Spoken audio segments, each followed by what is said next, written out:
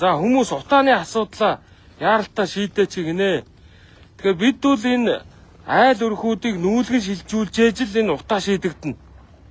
Одоо бид 10 жилийн сургуульд химийн хичээл үзсэн. Юм төлөхөд заавал одоо утаа угаар нүүрс хүчлийн хий ялгарна. Тийм учраас бид нар эх жилүүдэд газар чөлөөлтийг одоо маш ихээр хийхээр төлөвлөж байна. Энэ шугам сүлжээнүүдийг барьж байна. Энэ дулааны одоо 30 жил ярьсан дулааны цахилгаан станцыг бид нар ингээд эхлүүлчихэд байж байна. Тэгэхээр хэдүүлээ бас одоо утаа гэдэг зүйл гинтхэн өнөөдөр бий болсон юм шиг яримгүй байна. Улаанбаатар хот 1990 онд хүн амын тоо 550 гаруй мянга байсан.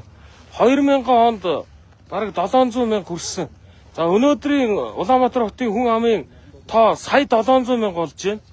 Улаанбаатар хотод 1984 оноос хойш дулааны цахилгаан станц огт баригдааг одоо үндсэндээ 41 жил 42 жил болж байгаа.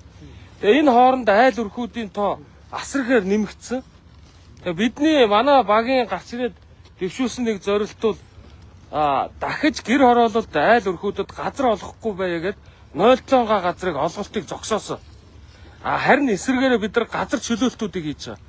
Манай газрын алба өнгөрсөн хугацаанд өнгөрсөн энэ 2025 онд бараг 3000 нэгж талбарыг үндсэндээ чөлөөлөд байгаа. Тэгэхээр цаашид бид нар Сүхбаатар дүүрэгт дамдаржаа орчмыг чөлөөлнө. Яг тэгвэл тэнд дамдаржаагийн дулааны станц баригдаж байгаа шугам сүлжээ холбогдсон.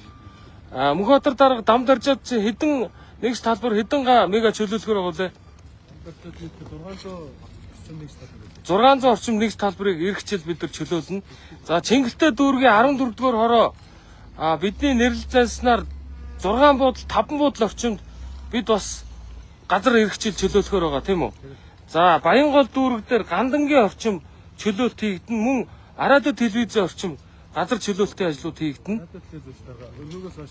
Өргөө кино театрын хойшоо. Тэгээ хойшоогоо арын 3 дугаар хороолын арын дэнж төлөвлөгдөж байгаа юм байна тийм үү? За Сонгоны арган дүүрэг дээр 8 дугаар хороо 4 дугаар хороо 5 дугаар хороо чөлөөлт эрхчил тавьж байгаа тийм үү?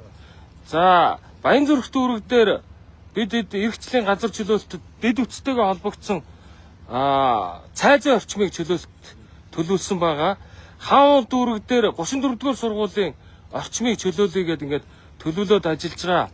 Тэгэхээр энэ жилийн одоо бидний гол дэвшүүлээд хийж байгаа ажил бол энэ инженерийн шугам сүлжээ, дулаан хангамж, ариутгах татваргийнхаа асуудлыг бид нар ингээд шийдъя гэдэг.